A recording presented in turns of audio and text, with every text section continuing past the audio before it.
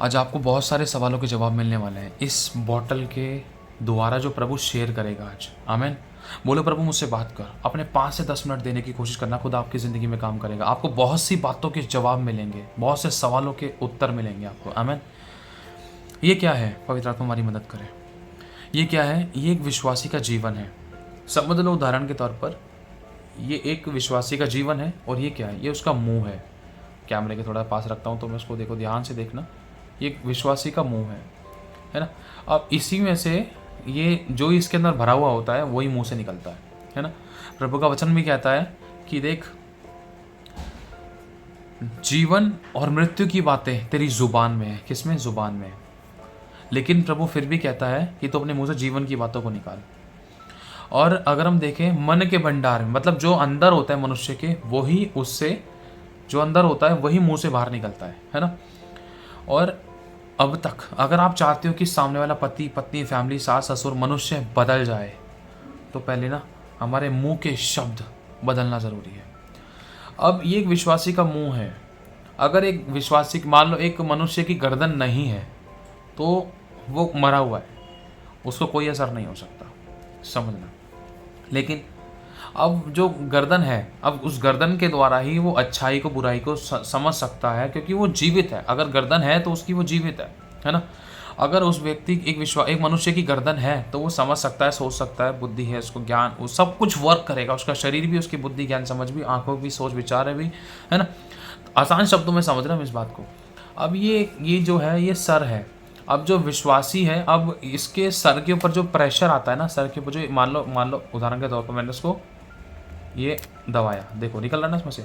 अब इसके ऊपर जो प्रेशर अगर मैं देता हूँ, प्रेशर देने के बाद जो इसके अंदर है वही बाहर निकलेगा। इसी प्रकार से जब एक विश्वासी को सताया जाता है, तड़पाया जाता है, उसका दिल दुखाया जाता है, उंगली उठाई जाती है, दोष लगाया जाता है, बुराई की जाती है, कमी निकाली जाती है, उसका अनादर किया जाता है, सही होने के बाद भी, अगर मान लो ये विश्वासी उदाहरण के तौर पर ये सही है, अगर आप सही हो, सही होने के बाद भी अगर आपको प्रेशर दिया जा रहा है, फैमिली के द्वारा दबाया जा रहा है, परिवार की परिस्थितियां दबा रही, तोड़ रही हैं, और बहुत सारी परिस्थितियां ऐसी हो रही जो आपका रहना बहुत मुश्किल हो रहा है, बहुत मुश्किल है, लेकिन समझना ध्यान से, फिर भी आप सह रहे हो, फिर भी दबाया जा रहा है, समझ रहे हो, दबाया जा रहा है, दबाया जा रहा है, दबाया जा रहा है। लेकिन बात यह है, अगर आप दूसरे का बदलाव चाहते हो, दूसरे का उद्धार चाहते हो, दूसरे का छुटकारा चाहते हो, तो आप चाहते हो कि वो बदल जाए, बॉस है, मालिक है, पड़ोसी है, घर का है, फैमिली है, परिवार है, या मेंबर है, कोई भी, एनीबॉडी, अगर आप चाहते हो सामने वाला बदले, तो ये आपके ऊपर और आपकी जुबान के ऊपर डिपेंड होता है। सबसे पहले मान लो आप किसी बंदे को मेरे से मिलाने के लिए लेकर आ रहे हो, तो गली के बाहर ही है, मैंने आपको गली के बाहर से देख लिया, और उस लड़के को भी देख लिया जिसको आप मिलाने के लिए लेकर आ रहे हो।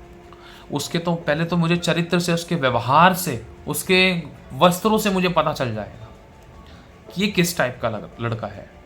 वो मुंह में गुटका तो नहीं है, गले में इतने सारे दुनिया भर के लॉकेट तो नहीं डाल रखे, गले में दुनिया भर की चेन तो नहीं डाल रखी है, हाथ में क्या है, कैसा क्या पहनता है, क्या व्यवहार है, और पैंट शर्ट कैसी है, कुर्ता पजामा में है, कुर्ता पजामा में तो सोबर सेपरेट इंसान है, नॉर्मल इंसान है, और मतलब बहुत सारी चीज़ें एक व्यवहार के द्वारा। ये नहीं कि सिर्फ कुर्ता पजामा पहनने वाले सारे अच्छे होते हैं, समझना। कई बार हमारी आंखें, हमारे विचार, हमारे सोच ऐसा होता है कि सामने वाले मनुष्य को देखकर तुरंत परख लेते हैं कि यहाँ पर खड़े रहना चाहिए या निकल लेना चाहिए, कहीं ये चक्कूबाज तो नहीं, छुरीबाज तो नहीं है, गुटखा चबा रहा है, इसके तो पहनावे से ही पता चल गया तो चोर है ना, समझना।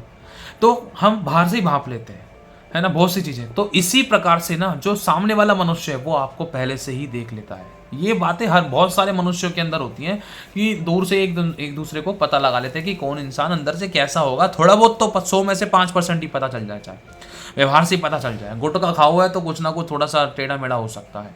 अगर सोबर सेपरेट इंसान है, सिंपल बाल काट रखे हैं और प्यार से बात कर रहा है जी, तो उसका मतलब कुछ ना कुछ उसके अंदर अच्छी बातें हैं, उसके अंदर नशा पत्ता कम हो सकता है या तो हो सकता है कि ना हो, है ना, बहुत सारी चीज़ें।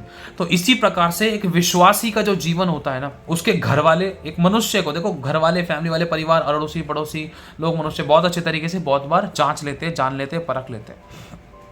घर वाले तो बहुत अच्छे से जान लेते हैं इस बात को कि ये बंदा है कैसा। लेकिन जब आपके अंदर अगर वचन, प्रार्थना, आराधना का, आत्मा का सामर्थ्य जल है ना, अगर आपको कितना भी सताया जा रहा है, कितना भी तड़पाया जा रहा था, कितना भी दिल दुखाया जा रहा था, कितना भी उंगली उठाई जा रही थी, कितना भी व्यवहार गलत किया जा रहा था, अगर आपके अंदर प्रभु के गुण, प्रेम, शांति, आनंद, नम्रता, दीनता, धीरज भरा हुआ है ना, तो वही आपके मुंह से निकलेगा। समझ रहे हो? वही आपके मुंह से निकलेगा। यही चीज प्रभु आपको और मुझे समझाना चाह रहा है। प्रभु ने कहा है कि तुम एक दूसरे की सहते क्यों नहीं हो। जब एक विश्वासी सह नहीं पाता है तो जो उसके अंदर गंदगी भरी हुई होती है, तो झट क्रोध करना, दोष लगाना, बुराई करना, कमी निकालना, ठट्टा करना, अनादर करना, गाली गलौज करना, बुरा बोलना, गलत व्यवहार करना, ये सब चीज़ें उसके अंदर से फिर निकलना शुरू हो जाती हैं, जिसके कारण लोग ठोकर खाते थे। अन्य जाति ठोकर खाते थे, विश्वासी लोग ठोकर खाते थे, परिवार के ठोकर खाते थे। वो फिर वो बोलते, तू तो बदल जा, पहले तू तो झूठ छोड़ दे, तू तो गाली छोड़ दे, तू तो व्यभिचार छोड़ दे, तू तो नशा पत्ता छोड़ दे, तू तो लड़ाई करना छोड़ दे, तू तो गाली गलौज करना छोड़ दे पहले। समझ रहे हो? ये एक इंपॉर्टेंट चीज है, हम सभी को जानना और समझना जरूरी है इस बात को लेकर। हालेलुया। तो अब एक, अगर आपके और मेरे अंदर प्रभु के गुण है तो वही दबाने के बाद निकल कर आएंगे। अगर हमें कोई सता रहा है, सही होने के बाद भी अगर हमें कोई सता रहा है और हमारे अंदर प्रभु के गुण है, तो हमारे अंदर से क्या निकलेगा?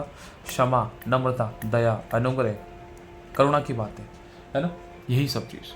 लेकिन है हम विश्वासी, बहुत सी बातें कहते हैं, बहुत कुछ करने की कोशिश करते हैं, समझाते भी हैं, बहुत प्रचार, आराधना, संगति, प्रचार, वचन करते हैं, संगति में बैठते हैं, लेकिन अगर हमारे अंदर वो गुण नहीं है, अगर अच्छा व्यवहार, अच्छा चरित्र नहीं है, नम्रता, दीनता, प्यार, प्रेम की बातें नहीं है, तो अगर सताव आ रहा था, अगर परीक्षाएं थी, अगर कुछ दबाव था, सही होने के बाद भी या गलत होने के बाद भी, कैसी परिस्थिति, लेकिन अगर दबाव आ रहा है तो जो अंदर भरा हुआ है ना, वही मुंह से निकलेगा। झट क्रोध, जैसे को तैसा, गाली के बदले गाली, बुराई के बदले बुराई, चोट के बदले चोट, दुख के बदले दुख, सताव के बदले सताव, क्रोध के बदले क्रोध, सुनाने के बदले सुनाना, तड़पाने के बदले तड़पाना, टोन मारने के बदले टोन मारना, उंगली उठाने के बदले उंगली उठाना, है ना। वो अपनी सफाई दे रहे तो हम भी अपनी सफाई देने लग गए।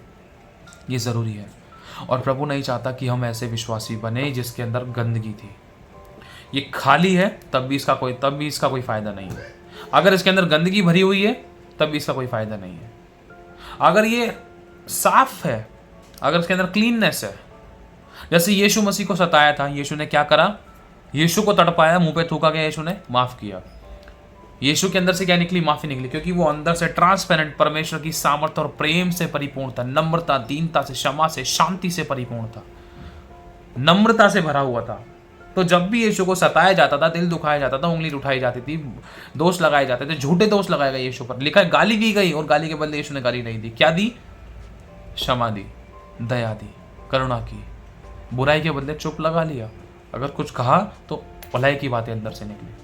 यही चीज़ प्रभु आपके और मेरे अंदर करेक्शन चाहता है। भले ही छोटी सी बॉटल है, लेकिन खुदा हमसे बहुत कुछ कहना चाह रहा है। अगर हम चाहते हैं कि अपने घराने, अपनी फैमिली, अपने परिवार वालों के उद्धार का कारण बने, बरकतों का कारण बने, छुटकारे का कारण बने, मेरे भाई और बहनों, परमेश्वर वो हमें बदल कर रख देगा अगर हम खुद अपने आप को परमेश्वर के सम्मुख रखें और अपनी गंदगी के लिए, अपने अंदर से साफ होने के लिए परमेश्वर के सम्मुख जाए। गंदे बर्तनों को खुदा इस्तेमाल नहीं कर सकता। जब गंदे बर्तनों को आप और में यूज़ नहीं कर सकते हैं, गंदे बर्तन जो है अंदर सब्जी लगी हुई है, चम्मच गंदी हो रखी है, या भगोने पतीले अंदर से गंदे पड़े हैं, तो आप उसको दूध उबालने के लिए इस्तेमाल कर सकते हो? नहीं, पहले साफ़ होना ज़रूरी है। इसीलिए अगर आप चाहते हो कि खुदा के लिए इस्तेमाल हो और बड़े बड़े काम करो, तो आपको और मुझे अंदर से साफ होना ज़रूरी है। इसलिए प्रभु ने कहा है, अपनी मश्क को अंदर से नया करो।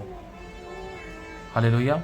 अगर पुरानी मशकों में नया दाख रस भरा जाए तो इससे मशकें खराब हो जाती है और वो मशकें फट जाती हैं, और दाख रस भी खराब हो जाता है, बह जाता है।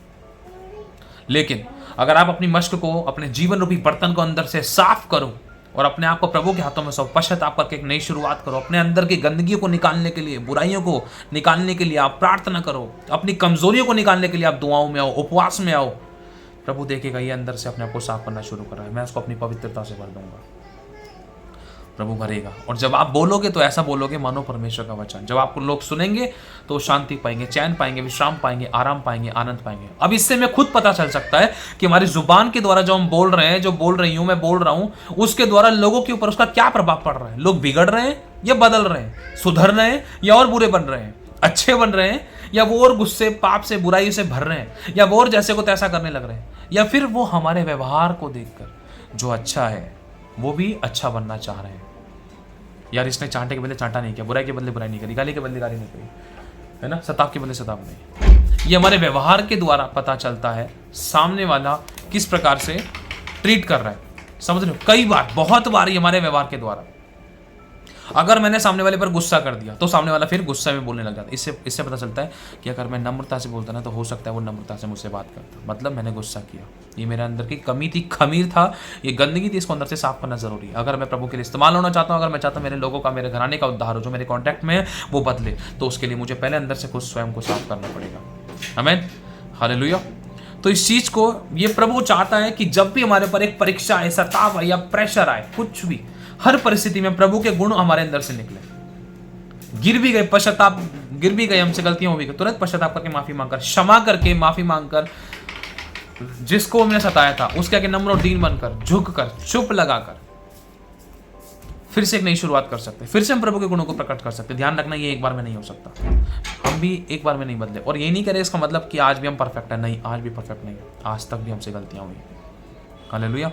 लेकिन ये बात आपकी और मेरे, हम सभी को समझने के लिए, अगर हम चाहते हैं कि हमारा बॉस बदले, हमारी फैमिली, हमारे सास ससुर बदले, मेरा पति बदले, तो पहले हमारे व्यवहार, हमारे चरित्र को बदलना होगा। कि जब भी अगर हम सही हैं, फिर भी अगर हमें सताया जा रहा है, फिर भी हमारे पर प्रेशर दिया जा रहा है, तड़पाया जा रहा है, दुख दिया जा रहा है, माने नहीं जा रही बात, हमारा इज्जत मान सम्मान प्यार प्रेम क्षमा शांति की जिसके हम हकदार है वो हमें नहीं मिल रहा था, तो उसका मतलब कहीं ना कहीं हमारे अंदर कोई ना कोई कमी गंदगी थी जिसके कारण सामने वाला नहीं बदल पा रहा है। कई बार हम सोचते कि पहले वो बदल जाए फिर मैं बदलूंगी, नहीं, पहले हमें बदलना होगा खुद। हमारी चुप्पी सामने वाले को बेचैन कर देगी बदलने के लिए, कि वो भी नम्र हो जाए, वो हाथ ना उठाए, दिल ना दुखाए, टोन ना मारे, बुराई ना करे, उंगली ना उठाए।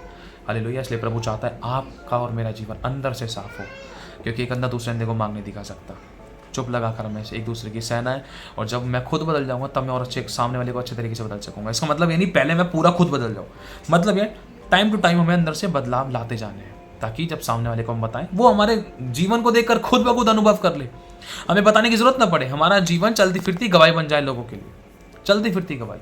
अरे वो भाई बहुत नम्र है, दीन है, ये प्रार्थना वाला बंदा है, ये प्रार्थना वाली बहन है, अरे बहुत चुप लगाते हैं, बहुत शांत रहते हैं, बहुत सहते हैं यार ये लोग, बहुत नम्र और दीन रहते। ये देख लड़ाई के बदले लड़ाई नहीं करते, इसका पति इसको कितना वो करता था, ये देखो इस बंदे को कितना सताते थे, अगल बगल वाले लोग सताते थे, ये चुप लगा कर निकल जाता है और यही बोलता है प्रभु तुम्हें आशीष दे। सोचो कितना अच्छा इंसान होगा अंदर से। ये तो उसकी जगह मैं होता तो मैं तो भी लड़ाई दंगा कर लेता, ये कर लेता, वो कर लेता। लोग आपकी गवाही देंगे, चुप लगाना है, कोई देख रहा नहीं देख रहा, कोई गवाही दे रहा नहीं दे रहा, लेकिन खुदा आपको देख रहा है, वो आपका न्याय लड़ता है, वो आपका न्याय चुकाएगा। आप चुप लगाओ, नम्र और दीन रहो, प्रभु के गुणों को अंदर से प्रकट करो, कि आप सामने वाला प्रभु के वचन को जानता ही नहीं जानता, प्रभु को जानता ही नहीं जानता, वो आज्ञा पालन करा नहीं करा, लेकिन आपको प्रभु का वचन पता है, आप आज्ञा पालन करो, प्रभु आपको इसकी आशीष देगा। आप झुको, आप सामने वाले से माफी मांग लो, कोई माफ करा नहीं करा उसकी करनी उसके साथ है, लेकिन प्रभु आपको क्षमा करेगा, क्यों? क्योंकि तूने मेरे गुणों को प्रकट किया है, खुदा खुश होगा।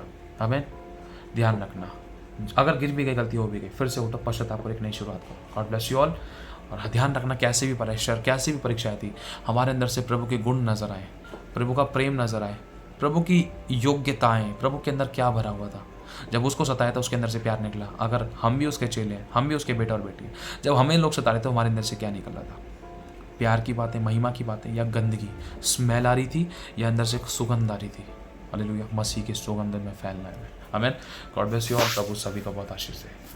आप सभी को जय मसीह। God bless you.